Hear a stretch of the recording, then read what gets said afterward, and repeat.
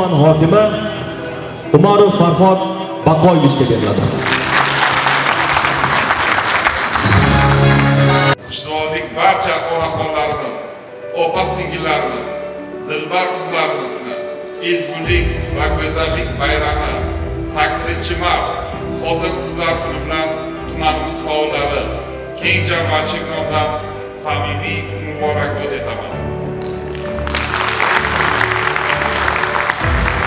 Mamlakatimizda so'nggi yillarda xotin-qizlarning ijtimoiy siyosiy faolligini oshirish, tadbirkorligini qo'llab-quvvatlash, bilim va kasbiy ko'nikmalar egallab, munosib ish topishlariga ko'maklashish, salomatligini saqlash, uy-joy bilan ta'minlash kabi muhim masalalarni hal etishga alohida e'tibor qaratilmoqda.